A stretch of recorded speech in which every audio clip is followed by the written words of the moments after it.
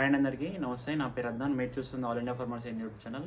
So ఇంక ఈరోజు date వచ్చేసి 1వ తేదీ 2వ నెల, అంటే ఫిబ్రవరి 2025. సో ఇంక ఈరోజు నిజామాబాద్ మార్కెట్లో పసుపు ధర ఏ విధంగా వెళ్తుందనేది ఈ వీడియోలో తెలుసుకుందాం. ఇంతవరకు నా ఛానల్ ఎవరైతే సబ్స్క్రైబ్ చేసుకోండి ఇటువంటి పసుపు లేటెస్ట్ అప్డేట్స్ కోసం. సో ఇంక ఈరోజు మార్కెట్ అయితే సెలవు ఉండడం జరుగుతుంది. మళ్ళీ సోమవారం మధ్యాహ్నం అయితే మనకు రేట్ అనేది రావడం జరుగుతుంది. సో బయట దళారుల ధర ఎట్లా నడుస్తుందని అయితే ఈ వీడియోలో తెలుసుకుందాం.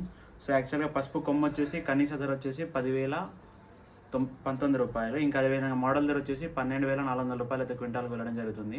ఇంకా అదేవిధంగా గరిష్ట ధర వచ్చేసి పసుపు కొమ్ముకి 12,966 రూపాయలు అయితే వెళ్ళింది. సో పసుపు కొమ్ము ధర అయితే ఈ విధంగా ముగిసింది. ధర అయితే పెరిగిందని చెప్పుకోవచ్చు. ఇంకా అదేవిధంగా పసుపు మండ ధర వచ్చేసి 9,000 క్వింటాల్ అయితే వెళ్ళడం జరిగింది కనీస ధర. ఇంకా అదేవిధంగా మోడల్ ధర వచ్చేసి 9,347 రూపాయలు అయితే వెళ్ళడం జరిగింది. సో పసుపు మండ యొక్క గరిష్ట ధర వచ్చేసి 11,498 రూపాయలు. పసుపు మండ ధర వచ్చేసి 11,498 రూపాయలు గరిష్ట ధర వెళ్ళడం జరిగింది. సో ఇంకా అదేవిధంగా పసుపు చూర ఉంటుంది కదా, ఆ చూర ధర వచ్చేసి కనీస ధర 9,000 రూపాయలు అయితే వెళ్ళడం జరిగింది క్వింటాల్కి. సో మోడల్ ధర వచ్చేసి 10,440 రూపాయలు అయితే వెళ్ళింది పసుపు చూరాకి. ఇంకా అదేవిధంగా గరిష్ట ధర వచ్చేసి పసుపు చూరాకి 11,515 రూపాయలు అయితే వెళ్ళడం జరిగింది. సో ఈ విధంగా ఈ కొత్త పసుపు ధర అయితే వెళ్ళడం జరిగింది. సో పాత పసుపు ధర చూసుకున్నట్లయితే పాత కొమ్ము యొక్క పసుపు ధర కనీస ధర వచ్చేసి 11,200 రూపాయలు గరిష్ట ధర. సో ఇంకా కనీస ధర వచ్చేసి 10,407 రూపాయలు అయితే వెళ్ళడం జరిగింది.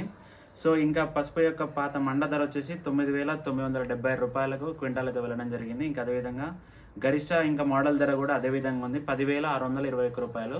సో ఈ విధంగా అయితే మార్కెట్ ధరలు ఉండడం జరిగింది.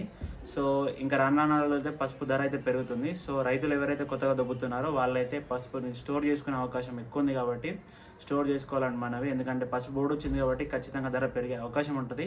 సో ఈ విధంగా ఇవాళ అనలైజ్ అయితే జరిగింది. So thank you.